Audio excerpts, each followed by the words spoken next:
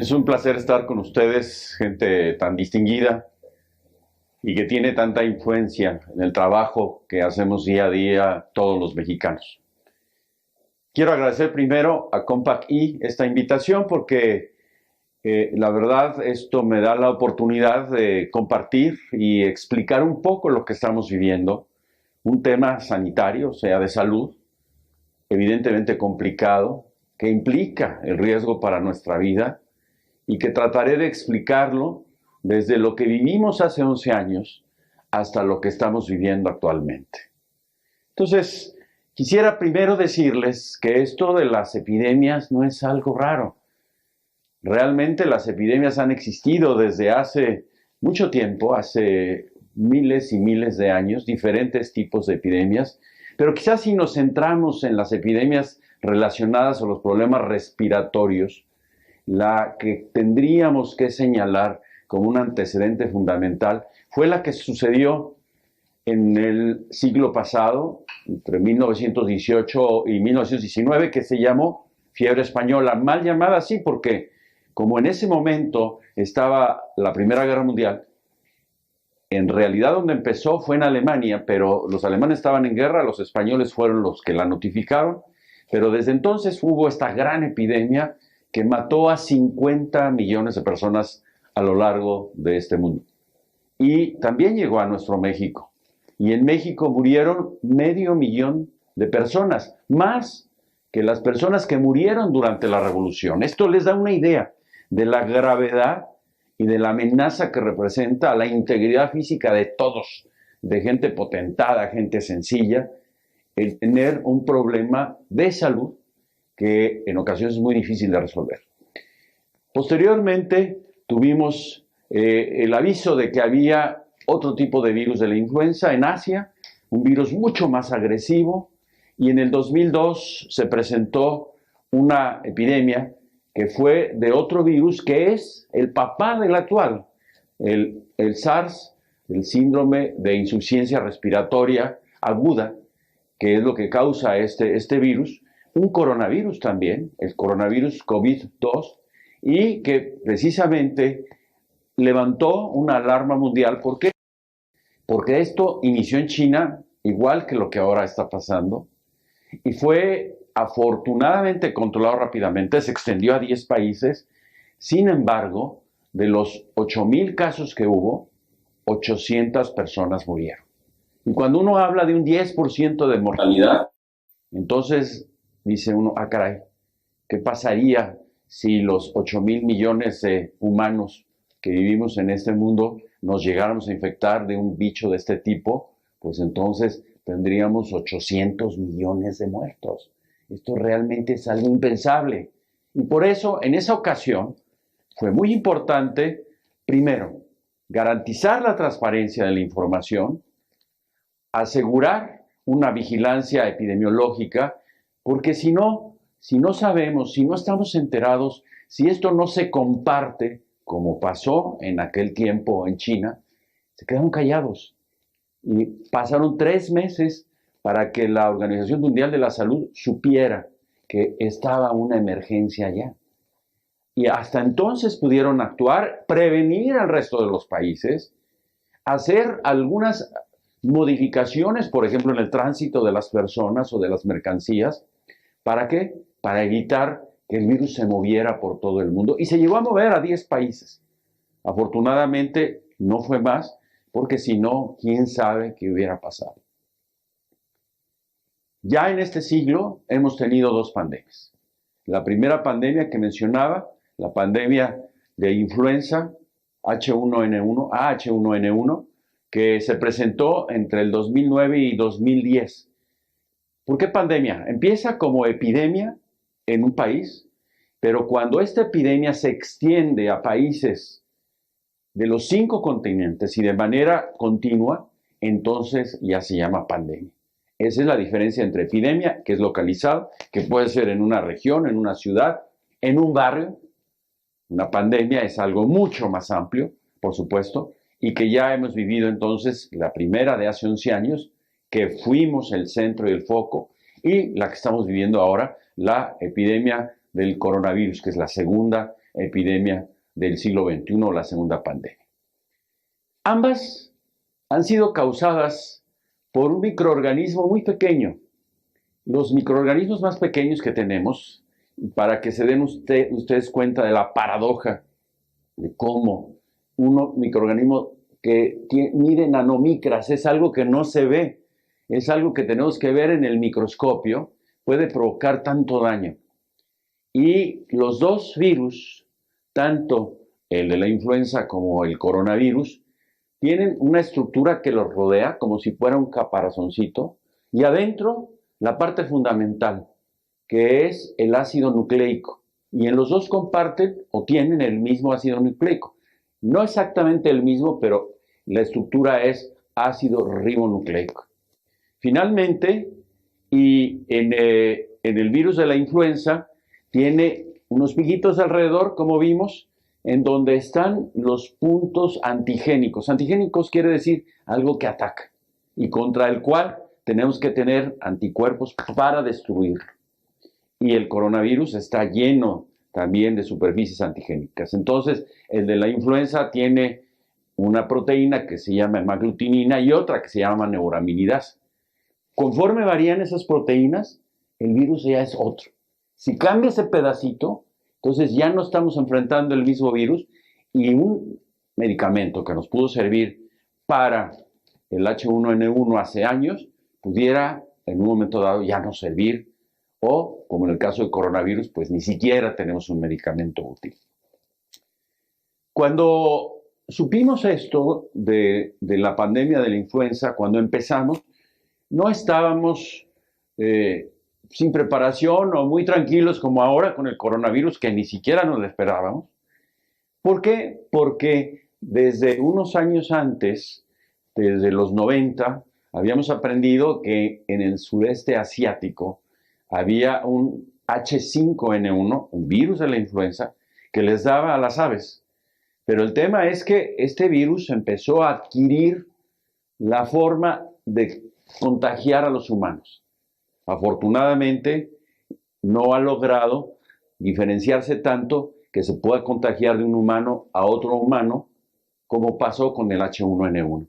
Pero el tema es que los más de 500 casos que en Asia ha habido de H5N1, se han muerto el 60%.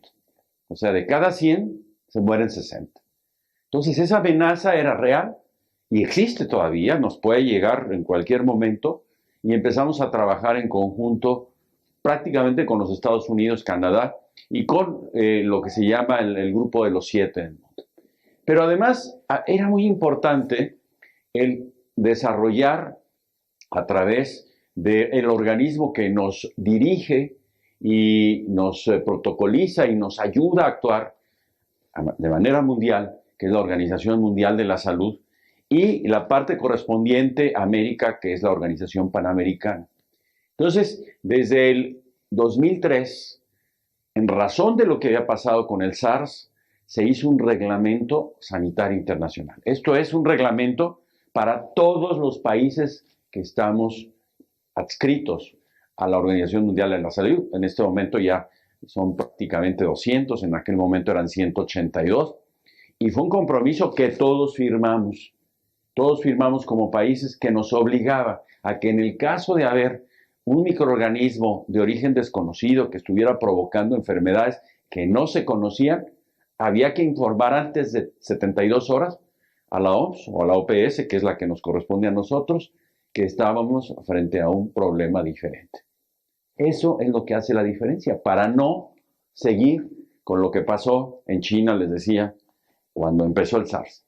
Entonces, conociendo esto, sabiendo que estábamos comprometidos con el Reglamento Sanitario Internacional, se desarrolló un plan de trabajo, de preparación para enfrentar a lo que podía ser una pandemia de influenza, y además con la ventaja de que México ha sido uno de los países líderes en vacunación en el mundo. Y ya teníamos para 2004 una vacuna contra la influenza. Desafortunadamente no era la vacuna contra el nuevo virus, pero sí contra el primo del viejo virus. Entonces, de alguna manera ya había esa costumbre para todos los mexicanos de vacunarse. Y se vacunaba a la gente pues con más riesgo, los niños menores de 6 años o los adultos mayores de 60 años.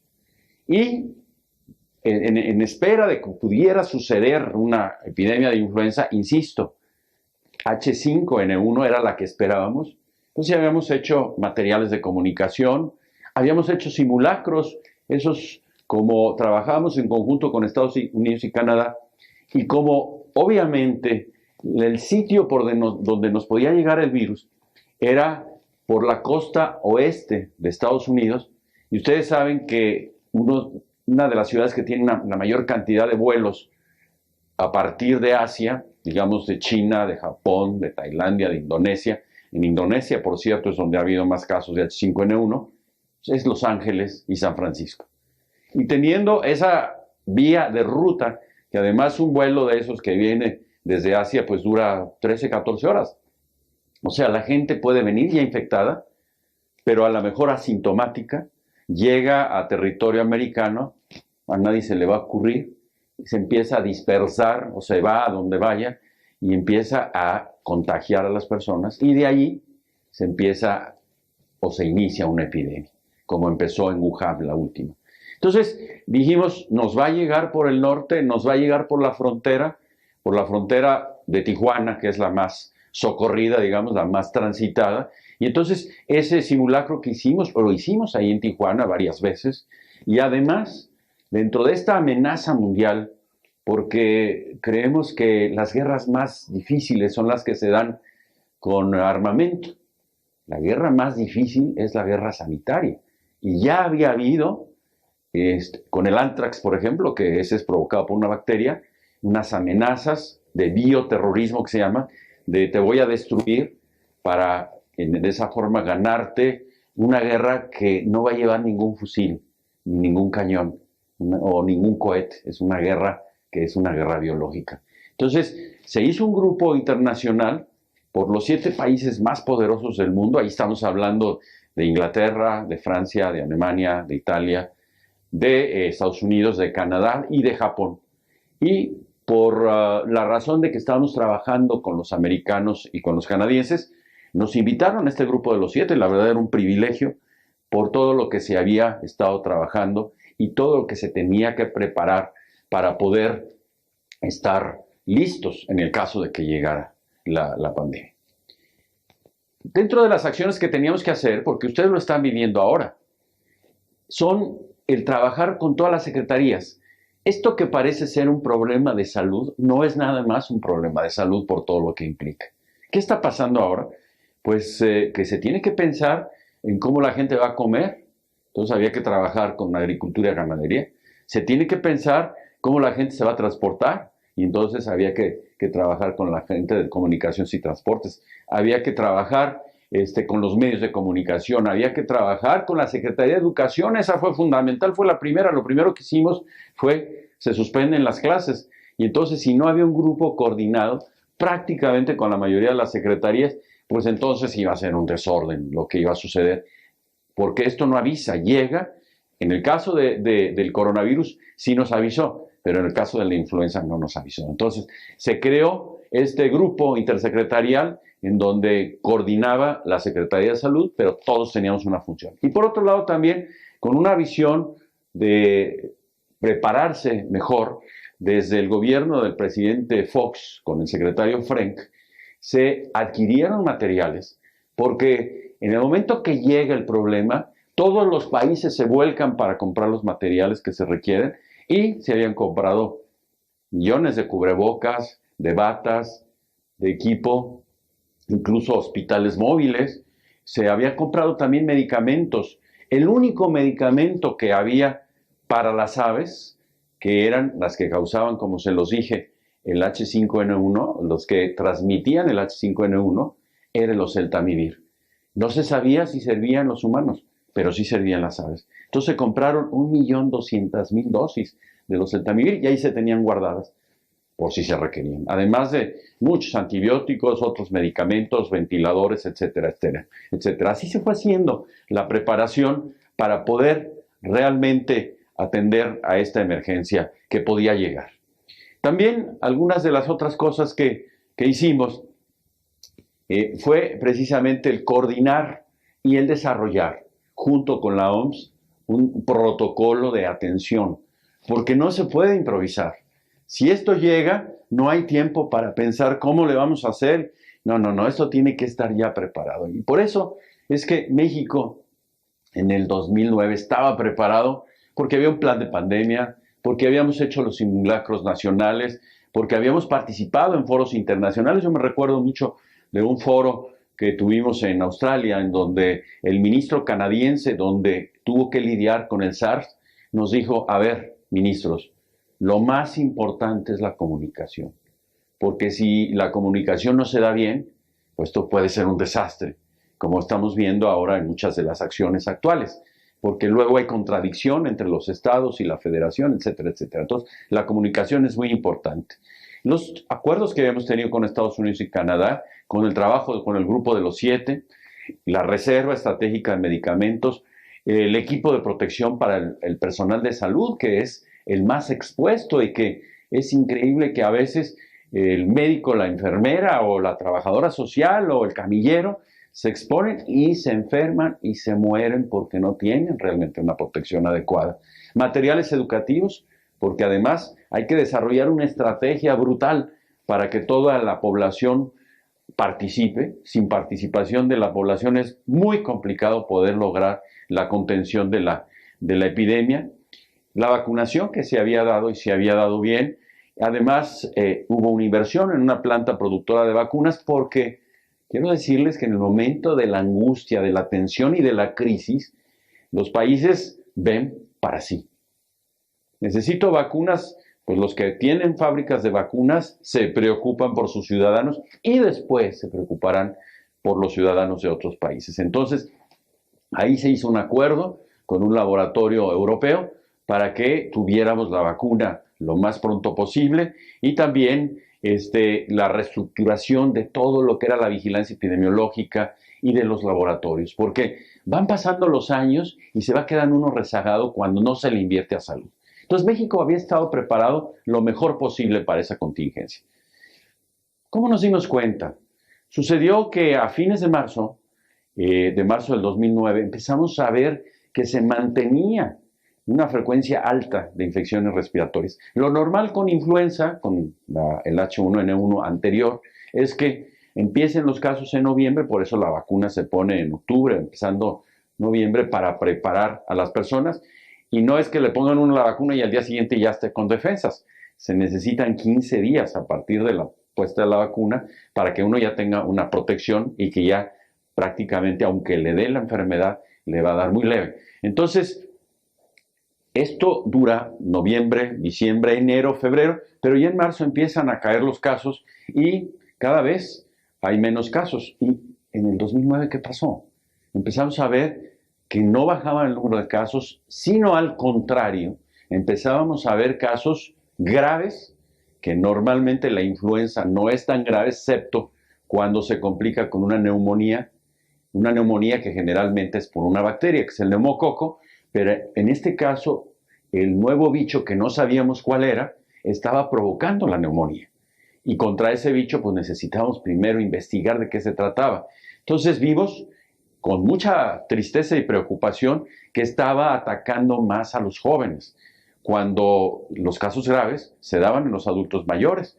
Y aquí en este caso estamos viendo muchachos de 30 a 40 años que, claro, por algunos otros errores, porque iban se sentían un poco mal de la garganta y con moco, etcétera, iban con el boticario y les decía, llegaban, oiga, deme la más potente penicilina que tenga, una cefalosporina, y se ponían 3, y a los tercer día, pues ahí andaban ya más porque no se podían parar de trabajar, y resulta que en cuanto pasaba el efecto, el joven se ponía muy grave, y al quinto o séptimo día llegaban al hospital que no podían respirar. ¿Por qué? Porque ya tenían una afección pulmonar, y muchos de ellos murieron, porque llegaban al hospital a terapia intensiva, intubados, y ya no pudieron salir adelante. Eso sí, había alguna característica con estos jóvenes. Por un lado, que se habían automedicado, o por otro lado, que tenían lo que llamamos comorbilidades, es decir, otras enfermedades como diabetes, como obesidad, como hipertensión, como tabaquismo. Entonces, fue muy lacerante y muy lastimoso ver que estaba sucediendo esto y dijimos, a ver, ¿qué está pasando? Aquí no es normal, no es este virus normal de la influenza, aquí debe ser otra cosa. Entonces, además, el CDC es el Centro de Control de Enfermedades en los Estados Unidos, que son como el INDRE nuestro en México, que están controlando todas las enfermedades nuevas que están apareciendo, habían reportado ya que en California habían tenido 2 casos. Pero no lo reportaron como debieron de reportarlo, se quedaron calladitos para que no les afectara mucho esto desde el punto de vista de turismo. Y como en aquellos tiempos la forma de hacer el diagnóstico de influenza era con una metodología arcaica, pero era en todo el mundo igual, en Estados Unidos igual, que es por inmunofluorescencia. Entonces, pues dijeron, estos niños traen influenza, pero no es la influenza que conocemos. La mandaron a un hospital grande en el en San Diego, un hospital de la Marina, y también dijeron lo mismo, les mandaron la muestra al CDC, en Atlanta, y después vieron que era otro virus nuevo, pero insisto, no lo comentaron. Y empezamos a ver casos en Oaxaca, en San Luis Potosí, en Oaxaca, una mujer embarazada que estaba en terapia intensiva y que desafortunadamente falleció, y cuando se le hizo la autopsia, se vieron unas figuras que parecían ser un coronavirus en los pulmones. Y entonces se prendieron las alarmas. Dijimos, ah, caray, estamos enfrente a otra cosa. Ya lo habíamos dicho, mandamos pruebas que ya habíamos mandado a Atlanta, pero no nos habían contestado, y entonces las mandamos a Canadá, y ahí ya nos ratificaron. Y precisamente un jueves 23 de abril del 2009 recibimos de los canadienses la información. Es un virus nuevo, es H1N1, pero no es ni el de 1918, ni es el que hemos conocido, contra el cual ponemos vacunas, que es de origen animal, que tiene una alta transmisibilidad, que no sabemos qué tan letal es, y tampoco sabemos si la medicina que tenemos va a servir. Entonces dijimos, ¿sabes qué? Aquí no vamos a ver qué pasa, cuántos se mueren, hay que avisar a la Organización Mundial de la Salud, lo hicimos, y empezamos a actuar.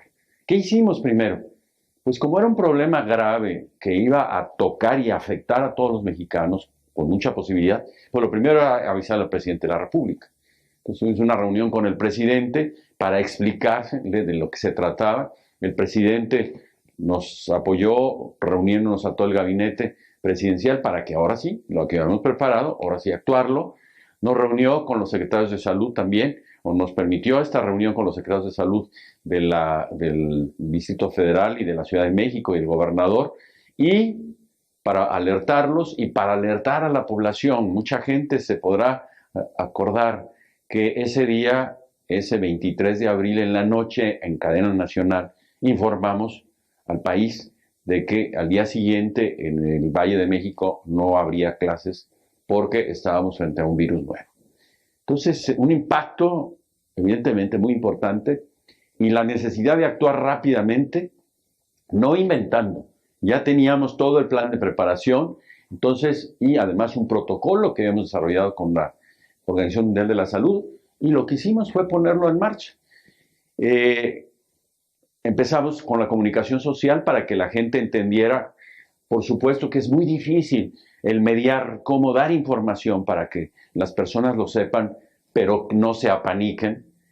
Pero cuando se enfrenta uno a algo que no conoce, pues es muy fácil, es muy riesgoso, porque sí se puede caer en este apanicamiento. Y lo que tratamos fue de estar dando información frecuentes.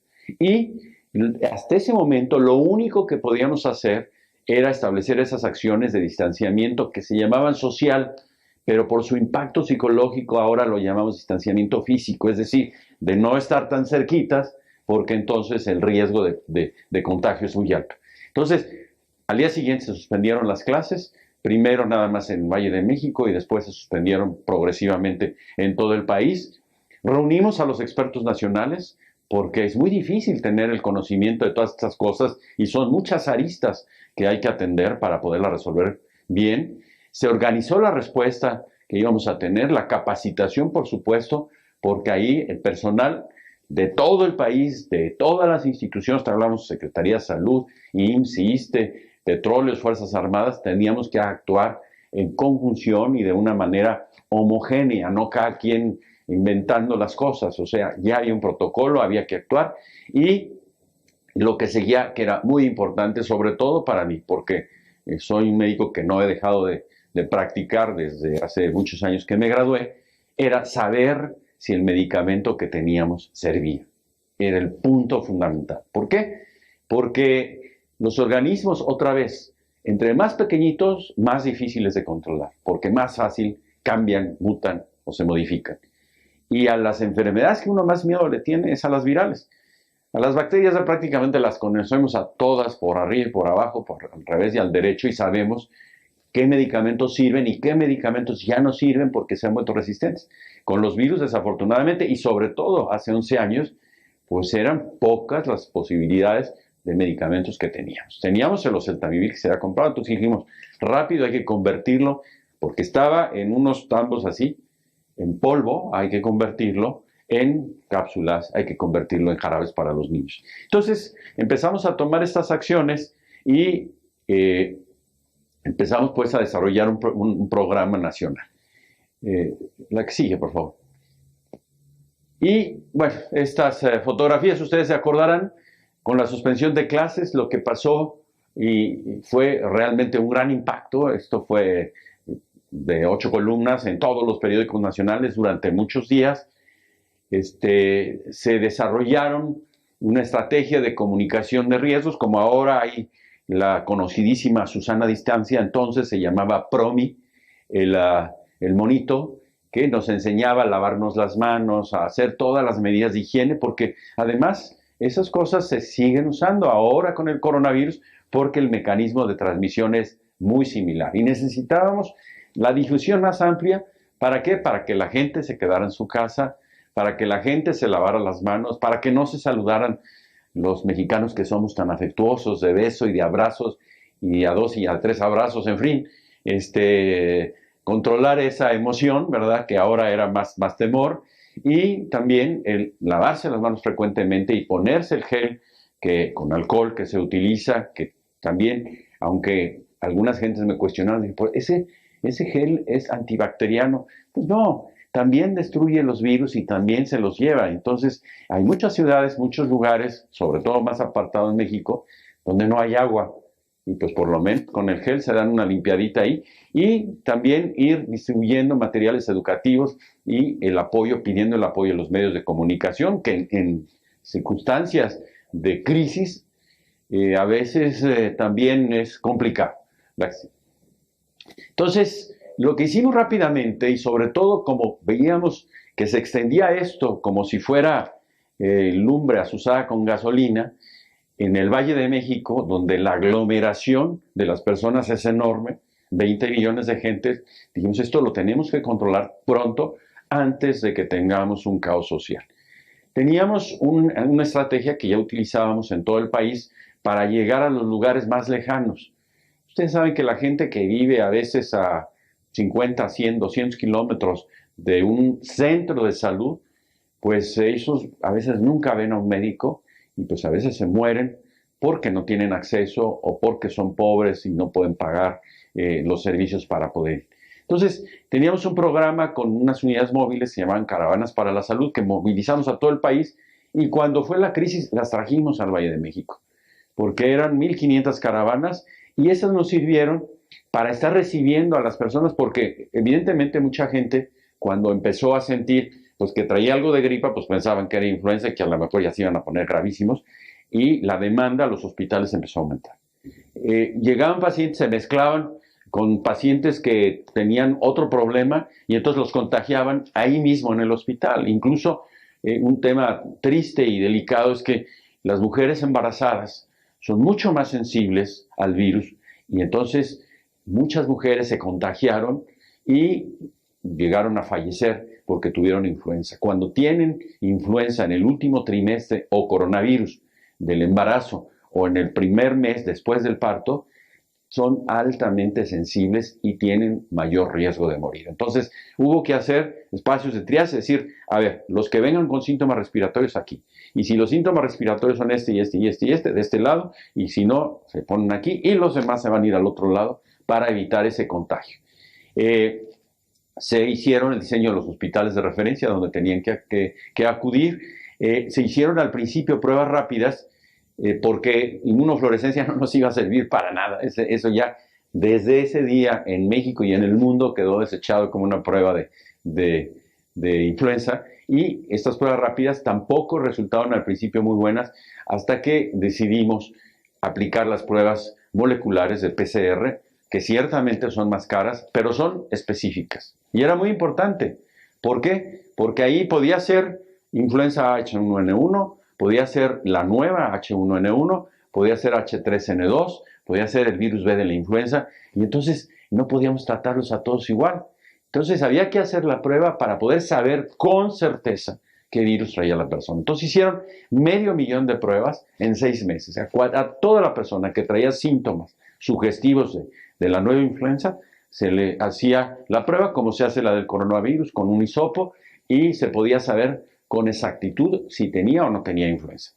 Y por otro lado, por supuesto que para estudiar y para hacer los dictámenes con estas pruebas de PCR, que digo son de una tecnología muy avanzada, había que comprar equipos.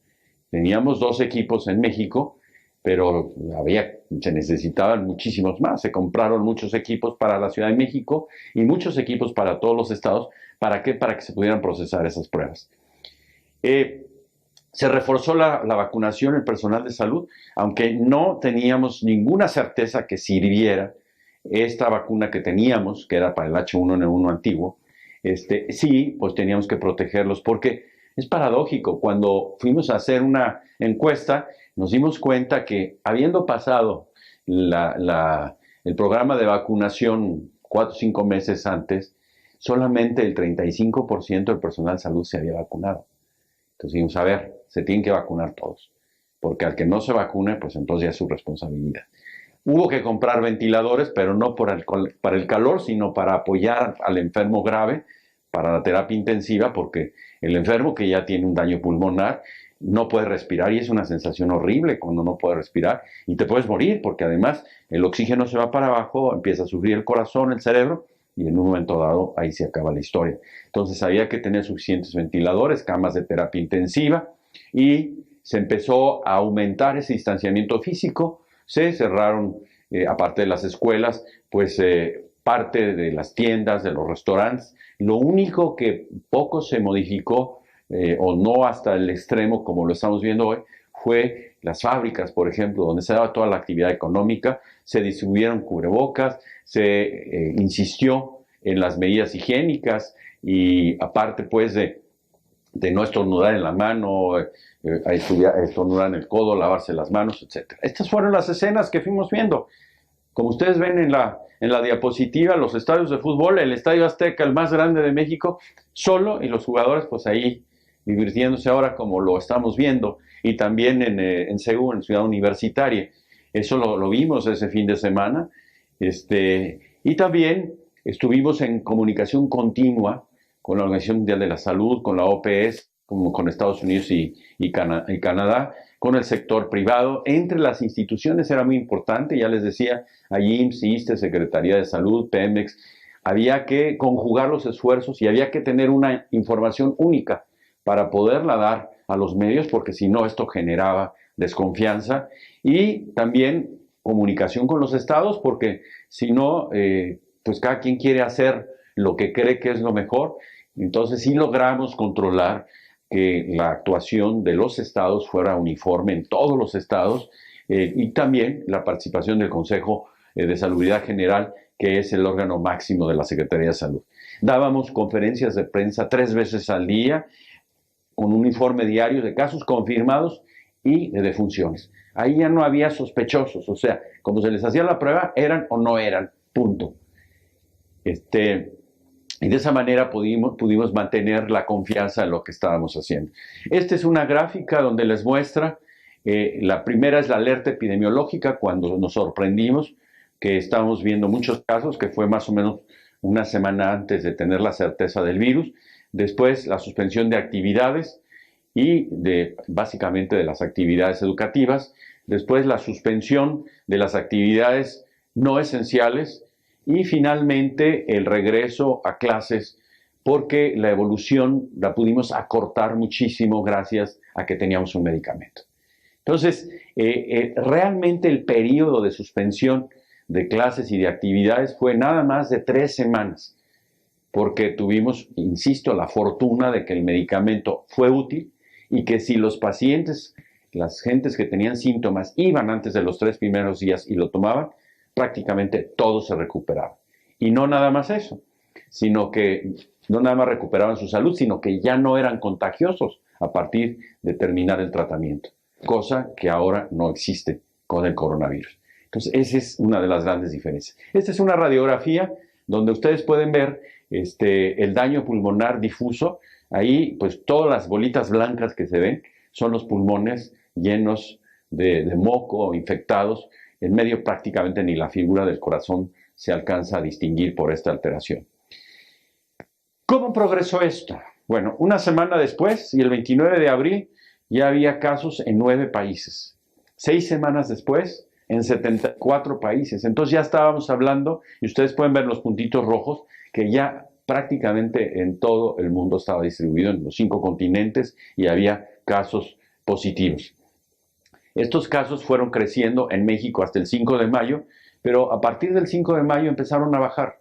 Empezaron a bajar, ¿por qué? Porque fuimos conteniendo, fuimos curando a la gente que se había infectado y con el distanciamiento social fue realmente una acción maravillosa y el apoyo que el presidente nos dio para que en aquel 30 de abril, 1 de mayo, 2, 3, 4 y 5 se hiciera un megapuente en donde todo el mundo se quedó en su casa y ahí fue ya la decapitación del virus.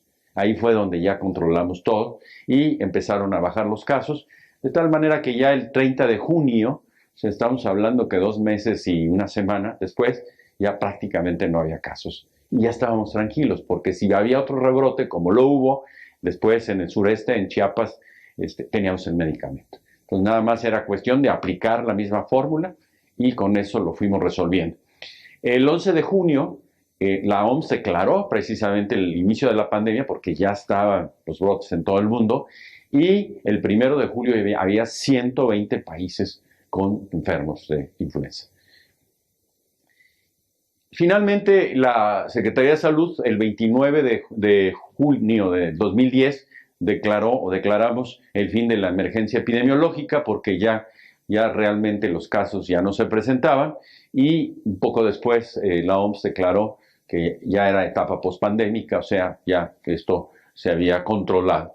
El control del recuento al último de todas estas 500,000 muertes hasta junio del 2010, no todas estas 500,000 muertes, Dios me libre, eso lo cortamos. Esas 500,000 muestras que se aplicaron, los casos positivos fueron 72,548 y tuvimos 1,316 fallecimientos por influenza H1N1 comprobados con la prueba que habíamos aplicado. Mucha gente dijo, bueno, pues estos se exageraron, ¿no? Pues ni se murieron tantos, ¿para qué nos pararon las clases? Y como no habían vivido nunca eso, pensaron que pues había sido una exageración. Pero había personas que vinieron de OMS y OPS y que se llaman proyectólogos, que hacen el análisis de los casos que van y nos dijeron, a ver, si no se hubiera hecho lo que se hizo, hubiéramos tenido por lo menos 8,000 muertes, 30,000 hospitalizaciones que a lo mejor no nos hubieran alcanzado las camas y más de 4,5 millones de consultas. Entonces, la verdad es que era necesario tomar esas acciones. Se batalló 3 semanas y después un poquito por el impacto de turismo, que tampoco fue lo que se dijo la CSI. Lo que les mencionaba, el problema con las embarazadas, sí se pudo ver que la mortalidad materna, muerte materna significa aquella mujer que muere cuando está embarazada o en el primer mes después del parto, subió de un 2.6 que había sido en 2008 a un 10.1 que fue en 2009. Entonces sí hubo muchos casos en los que desafortunadamente por el impacto que tiene en sí el mismo embarazo, la disminución de las defensas, el medicamento no alcanza a ayudarles a mantener la vida. Hubo un impacto económico sin duda, pero no fue lo que mucha gente dijo. O sea, sí hubo una disminución en la demanda de servicios y de bienes, como ahora lo está viendo, pero de una manera exponencial. El turismo sí cayó porque, pues, en ese momento también, y hubo acciones incluso de discriminación de los mexicanos que iban a otro país y los veían, sobre todo con el cubreboca, etcétera. Pero la verdad que esto nada más fue durante los meses de mayo, junio y a partir de julio, porque hicimos además una reunión con la directora general de la Organización Mundial de la Salud en Cancún, que fue uno de los sitios más afectados, y en donde vinieron casi 50 ministros de salud del mundo. La gente dijo, pues si ya todos andan allá, quiere decir que ya se puede ir.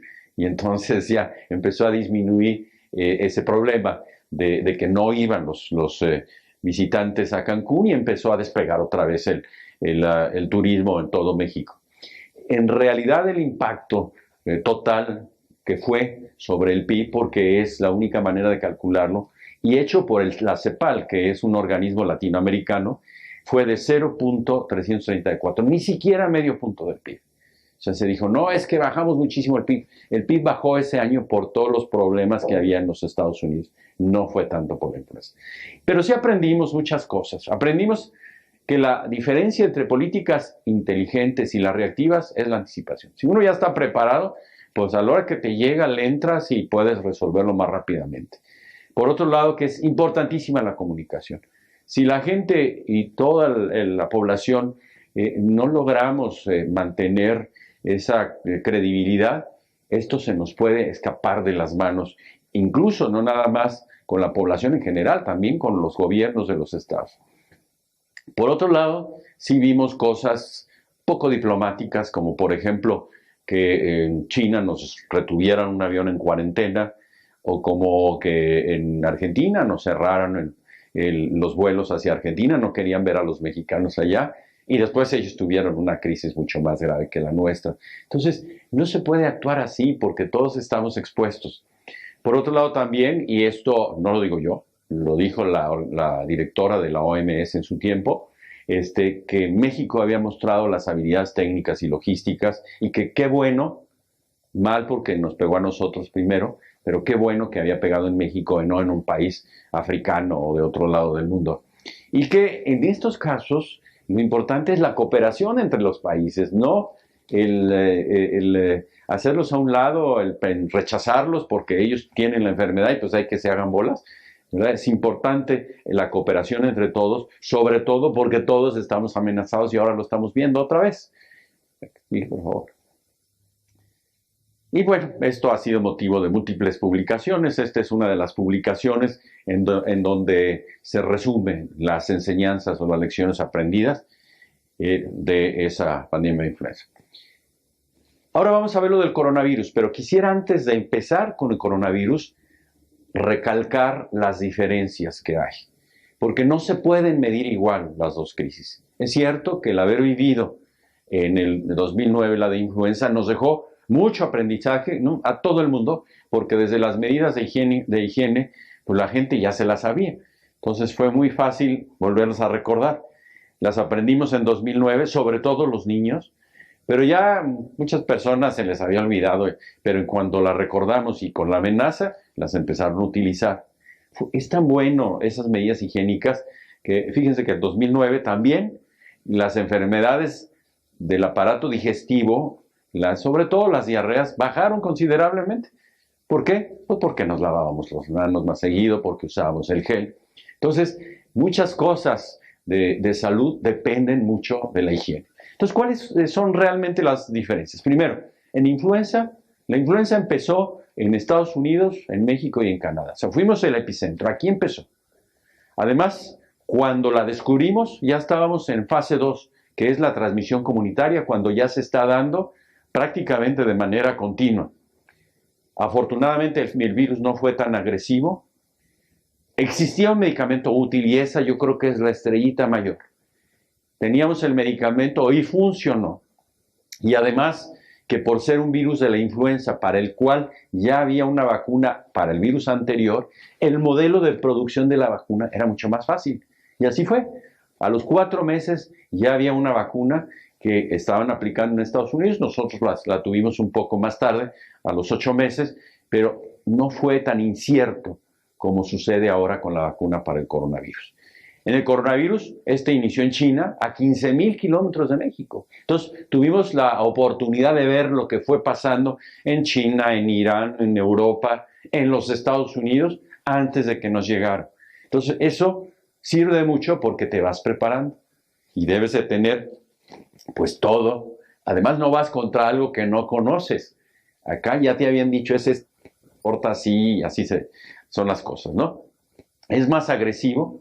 De hecho, la letalidad en México ha sido muy alta, arriba del 10%, que está un poco influida porque no se han hecho suficientes pruebas.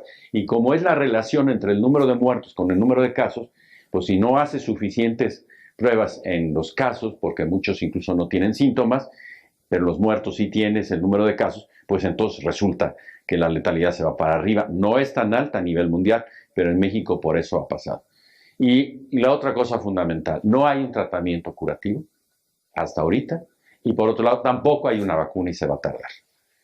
Este virus, como les decía, es otro virus ARN. Hay 2 tipos. El virus que está en todo el mundo es el virus que empezó en Wuhan.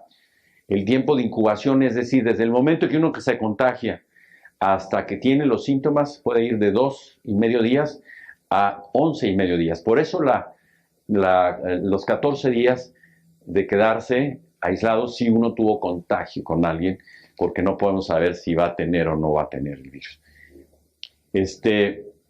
La historia empezó allá en Wuhan. Este doctor, un oftalmólogo, curiosamente, no era un infectólogo, un doctor muy listo, Li Wenliang, que falleció desafortunadamente, fue el que avisó. Si no, a lo mejor no habían avisado, y de hecho ahora se piensa que a lo mejor ya tenía el virus más tiempo, e incluso por ahí apareció un francés que había ido a principios de diciembre a China y que tuvo un cuadro sugestivo, y ahora que hay la medición de los anticuerpos se ve que ese francés se contagió desde diciembre. Entonces, este doctor, por andar diciendo que había una epidemia y que estaba creciendo, pues la policía lo acusó, lo apresaron, pero lo llevaron al hospital porque pronto se puso mal, y el 12 de enero lo hospitalizaron y el 6 de febrero falleció. Realmente fue un héroe para todo el mundo porque él nos hizo saber que estábamos frente a un problema grave. ¿Cómo se hace la transmisión del virus? Pues esa se hace con una persona, contagia 2 y esas 2 contagian otras 2 y se va haciendo de manera exponencial y piramidal. Entonces tenemos que cortar esa transmisión detectando los casos positivos. Si no se hacen pruebas, pues no sabemos, porque el 80% no tienen síntomas, no sabemos si esa persona va a contagiar a otros. Por eso es tan importante el hacer las pruebas. ¿Cómo se contagia? Pues es igual que la influenza, es por la aspiración de secreciones. Mucha gente todavía estornuda y avienta el estornudo por todos lados y entonces se quedan los microbios en las superficies, en las mesas, y llega uno, toca ahí sin saber, por supuesto, porque no son fosforescentes, y tenemos mucho la costumbre de tocarnos la cara. Nos tocamos los ojos y nos los estamos rascando, a veces la nariz porque algo que nos picó, o a veces hasta nos metemos el dedo en la boca, y entonces es una autoinoculación. Pero es que yo no me he visto a nadie que tenga, pues no, pero esa persona estornudó y ahí te dejó los microbios, tú los tomaste sin saber por coger eso, y después tú solito te inoculaste. También puede ir en ropas, en batas contaminadas, en cubrebocas. Ahora que se necesita tanto el cubreboca, mucha gente pues lo recircula, o a veces hasta los venden usados, y bueno, no sabe uno, debe tener uno mucho cuidado. E incluso también se ha encontrado que en las guarderías, cuando a los niños se les hace se les quita el pañal, puede ir también en el excremento. Entonces hay que tener mucho cuidado porque de allí, entonces si se contagia uno, bueno, si se contamina ahí y se lleva otra vez el microbio a la cara, pues entonces se va a contagiar. No es porque un alimento nos vaya a dar la enfermedad, sino porque los virus se han demostrado presentes en el excremento hasta en el 98% de las gentes que tienen el coronavirus. Hay tres fases. Una fase que es de la infección, es cuando los casos vienen de otro país, cuando el problema no se inicia en tu país. Entonces, esas gentes es mucho más fácil, si se hace una estrategia clara y se hacen pruebas, controlar. Entonces, toda la gente que en aquel momento venía de China o de Europa, pues había que haber hecho pruebas y a los positivos aislarlos y a sus contactos también para que no se extendiera. Pero bueno, no se hicieron las suficientes pruebas desde mi punto de vista y entonces pasa a la fase 2 en donde esa persona que nadie lo estudió llega a su comunidad y empieza a contagiar a todos los que están alrededor. Entonces se llama eso transmisión comunitaria y aquí empiezan a aparecer centenares de casos hasta que estos se van multiplicando y entonces llegamos a la fase 3, que es la fase pandémica, cuando ya se está extendiendo por todos lados. Les recuerdo que entonces, en el caso de la influenza, nosotros empezamos en fase 2. La fase 1 nosotros no la vivimos, porque esto empezó aquí en la misma parte del continente, en América del Norte. Y esta es la curva, las curvas que nos ha presentado la Secretaría de Salud en cuanto al crecimiento del número de casos. Si ustedes ven, hay una curva roja en donde es la menos deseable porque ahí se acumulan muchísimos casos, la demanda de servicios se incrementa, la respuesta que se puede tener en cuanto a terapia intensiva, ventiladores, puede no alcanzar y entonces empezar a ver escenas como las que se vivieron en Europa, de que pues este señor ya está muy grande, quítale el ventilador y vamos a ponérselo a este que está más joven. Entonces, afortunadamente eso no se ha dado. Estamos en la curva esperada, digamos, tampoco la deseada porque los casos han seguido subiendo y todavía no acabamos de este incremento de los casos. Y de acuerdo a esas curvas ya se había diseñado en cuanto a las restricciones y al distanciamiento físico, qué hacer en la fase 1, qué hacer en la fase 2 y qué hacer en la fase 3. Eso fue diseñado. Sin embargo, empezó a haber un descontrol porque pues algunos estados dijeron, ¿saben qué? Yo no me espero a lo que me diga la federación, ya no van a clases, aunque ya habían dicho que ya no iban a ir, pues aquí desde el lunes ya no van, y cierro esto y cierro el otro, entonces empezó a hacer un poquito de descontrol porque no había una unidad nacional en ese aspecto.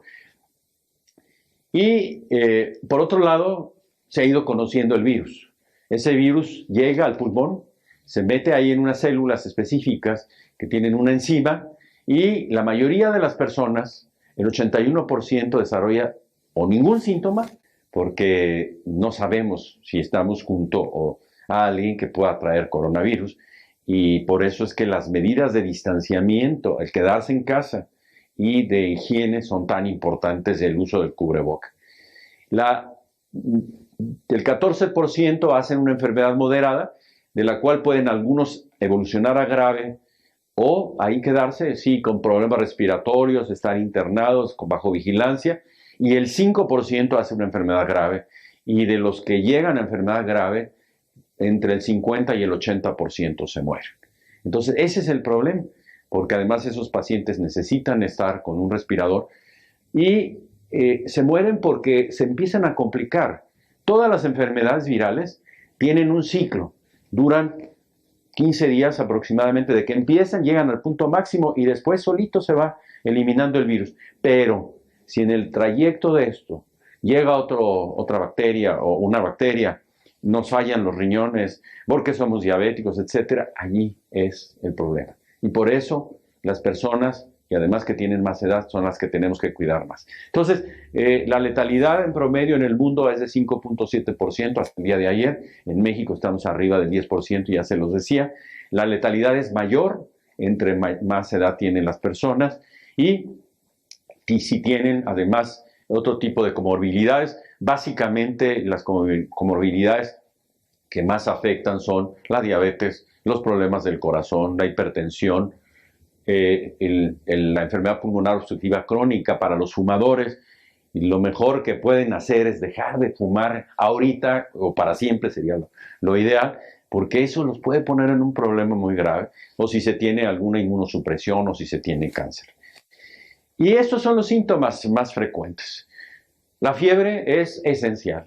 Si una persona cree que tiene coronavirus pero no tiene fiebre, que no se preocupe.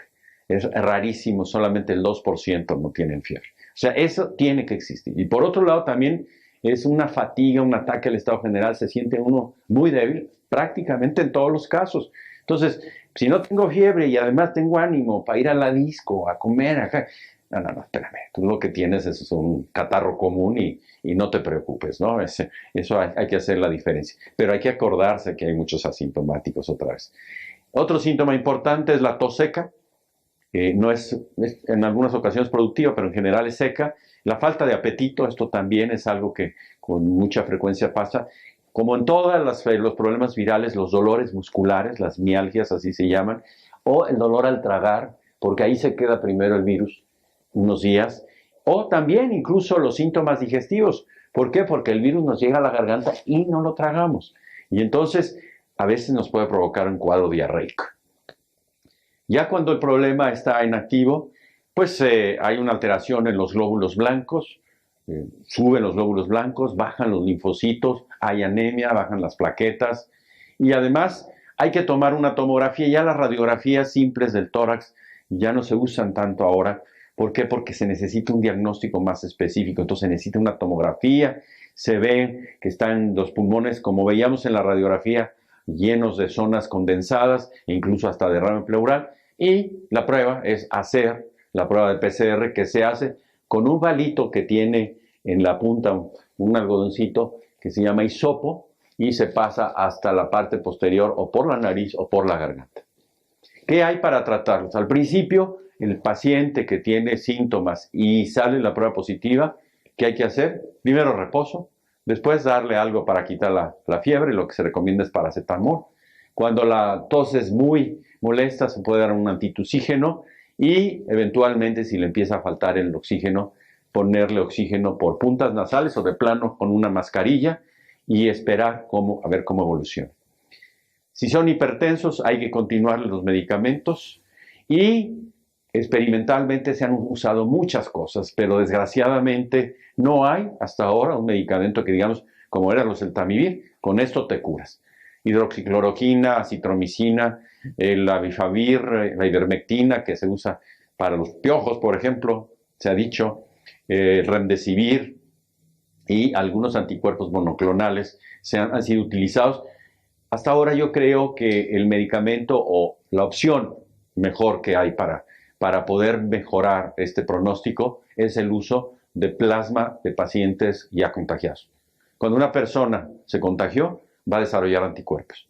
Entonces, esas personas se pueden estudiar y ver si tienen anticuerpos correctos, los que se necesitan y suficientes, y se ha visto que se le saca al donador una unidad de sangre y el plasma se pone al enfermo que está muy grave y el enfermo puede salvarse. Es realmente lo único. Además, hay otros tratamientos que son complementarios, que no quitan el virus, sino que ayudan por la respuesta generalizada que pueda haber, que se nos pueden formar coágulos en todos lados. La respuesta que da el organismo también hay que bajarla con la cortisona. Entonces son tratamientos complementarios para tratar de salvar la vida a estas personas. Vemos en esta gráfica cómo los rangos de edad donde hay más casos, pues están en las gentes entre 45 y 49 años, como la curva va subiendo y luego va bajando. Es evidente, esto está en relación al porcentaje de la población que está en esos grupos de edad. Sin embargo, los que tienen mayor edad, en general hay más hospitalizados. O sea, la edad sí es un factor que va en demérito o que hace más peligrosa la enfermedad y que tengamos una enfermedad más grave. Es la distribución en general en los estados de la República. Esto es importante porque hay que ver que no es el mismo nivel de contagio y de gravedad. Otra vez, ¿dónde es más importante? En el Valle de México. Pero también otras ciudades que tienen más población, como puede ser Monterrey, como puede ser Jalisco, como puede ser Tijuana, han tenido un mayor número de casos, y en algunos estados pequeños, pues el número de casos no ha crecido tanto. La última información, esto es hace un par de días, del día 6, pues eran 113,000 confirmados, ahorita ya estamos en alrededor de 117,000, si no me equivoco. También el número de defunciones, 13,500, ya pasamos los 14,000. Vean que es más frecuente en los hombres que en la mujer, eso no se sabe por qué. Afortunadamente no le gustan tanto las mujeres al virus, y entonces el caso de los hombres es el 56% contra el 43% de las mujeres, y la mayoría de los pacientes son ambulatorios. Es un panorama mundial que se puede llevar hora, minuto tras minuto para tener una idea de cómo está evolucionando la pandemia. Siguiente. Y algunos datos que hacen los estudiosos de este problema. Por un lado, ¿cómo se está comportando la pandemia en el mundo? Aquí son de porcentaje mundial. Aquí vemos, por ejemplo, que el número de infectados en realidad no ha disminuido, y no ha disminuido en porcentaje. ¿Por qué? Porque ahorita el foco de infección está en Latinoamérica, y nosotros somos uno de los países más importantes. Afortunadamente, el número de fallecidos sí ha ido disminuyendo, pero también esto hay que verlo con cautela, porque no se han hecho suficientes pruebas. Hay muchos casos que en el certificado de defunción pusieron neumonía típica, y en realidad una neumonía típica en estas épocas, casi seguro, es por coronavirus. Y vemos en estas curvas de crecimiento del número de casos cómo México está en tercer lugar de los países de Latinoamérica, superado por mucho por Brasil, y en esto la actitud del mandatario brasileño pues de mucho ha tenido que ver, porque ya va en su tercer secretario de salud, porque no quería cerrar la economía, y pues entonces el resultado es ese.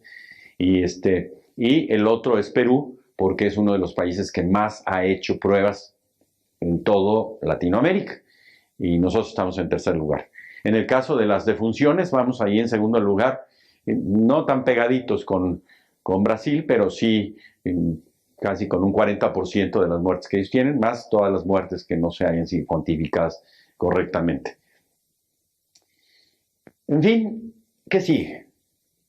Sigue el pensar cuándo esto se va a acabar. ¿Cómo vamos a poder volver a la normalidad? Que por cierto ha sido llamada nueva normalidad. Entonces, ¿cuáles son los requisitos fundamentales? Primero, contar con una información fidedigna. Si seguimos así con poquitas pruebas, va a ser muy difícil, porque se abren fábricas que tienen 2, 3,000, 5,000 gentes, no se hacen pruebas, y en un ratito ahí hay un brote y se infectan todos. Entonces se tiene que hacer un programa, un proyecto, precisamente en base a hacer suficientes pruebas. A seguir haciendo las medidas higiénicas, la sana distancia, usar el cubreboca en todos los espacios, a excepción de la casa, a menos de que en casa tengamos un enfermo con COVID, pues hay que ya traer cubrebocas en la casa, pero si no, bueno, en la casa no es necesario. Esta nueva normalidad, esta reapertura tiene que ser progresiva, por etapas y por actividades, esenciales y no esenciales.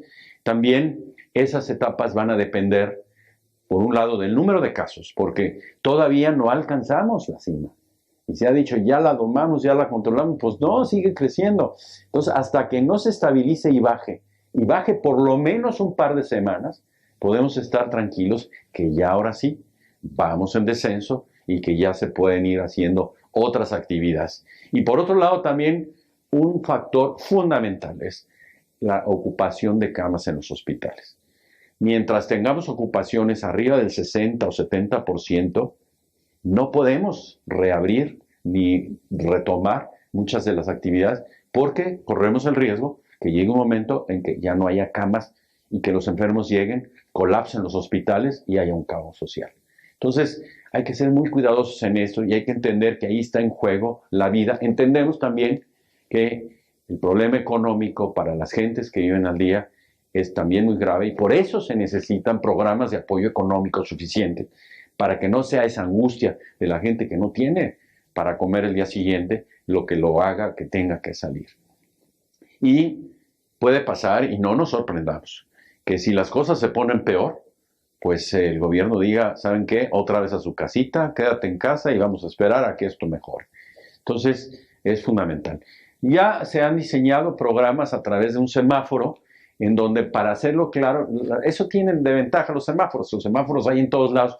Entonces, si te dicen rojo, pues aguas, espérame.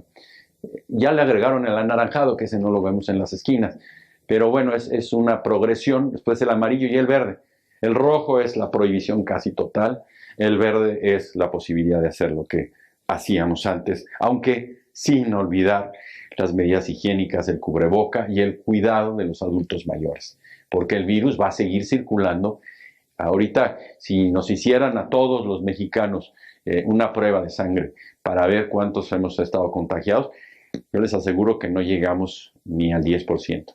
Entonces, todavía hay muchísimos que faltan por contagiarse. Sí. Y ha habido programas específicos de semáforos en cada uno de los estados o en algunos de los estados que, tratando de ser más claros, especifican, porque ciertamente cuando se empiezan a dar permisos, entre comillas, pues todo el mundo dice, pues yo también quiero, ya quiero salir, ya quiero vender. Entonces tienen que ser muy específicos porque si no se les salen de control y esto pues lo único que hace pues es aumentar el número de casos. Una prueba muy específica ha sido ahora con las manifestaciones, por ejemplo en Estados Unidos, hubo un repunte de casos brutal y pues esto no es otra cosa más que es aglomeraciones y intercambio de todo. Entonces yo quisiera, para terminar con estas diapositivas, primero hay que recordar que el COVID es un virus nuevo, que es de origen animal, que se transmite muy fácilmente, que tiene una letalidad elevada, no es cualquier cosita, no es una gripita, como en algún momento se dijo, para el cual no hay un medicamento, y mientras no haya medicamento, estamos en riesgo, y que tampoco hay una vacuna, y que este virus llegó para quedarse, y que lo vamos a tener que lidiar muchos meses o muchos años. Entonces, hay que tomar en cuenta todas las prevenciones que nos aconseja la autoridad. Que el único mecanismo de control que tenemos es, primero, el hacer pruebas para poder saber dónde está la infección. Segundo, también hacerles pruebas a los asintomáticos para, insisto, poder hacerles sus cuarentenas y que esos casos no se estén replicando, que se puede extender muy rápido, amén de mantener dentro de la empresa el distanciamiento, el aseo, etcétera, etcétera, etcétera. Y por otro lado, estas acciones, como el distanciamiento social o físico ahora, insisto, porque se ha dicho ahora la lógica, el impacto de estar en la casa solos, el desprecio, así se siente mucha gente, y la depresión ha crecido muchísimo. Mejor hablar de distanciamiento físico y no distanciamiento social, como si ya está uno apestado y ya la sociedad no nos quiere. Entonces, estas acciones van a ayudar, y son las únicas acciones que hay ahorita para evitar el colapso en los hospitales y más muertes. Y que estemos conscientes que no vamos a tener una nueva normalidad mientras, o no vamos a volver, más bien dicho, a la normalidad previa, a lo que estábamos acostumbrados, mientras no haya una vacuna. Si llega a haber un medicamento útil, como fue el oseltamivir para la influenza, o si llega a haber ya una vacuna, pues entonces ya podemos estar tranquilos y otra vez como si no pasara nada.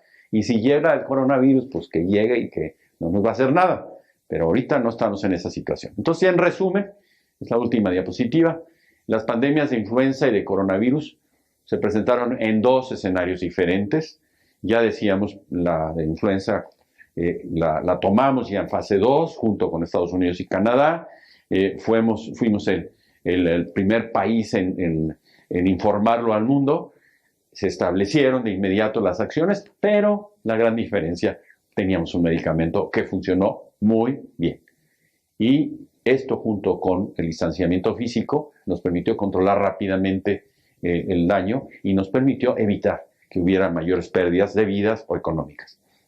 En la segunda, la de coronavirus, pues esa se inició a 15,000 kilómetros de aquí, tuvimos 3 meses para aprender y en el 27 de febrero tuvimos el primer caso y esto ha ido creciendo, pero tiene más transmisibilidad, es más letal, no hay medicamento y no hay vacuna.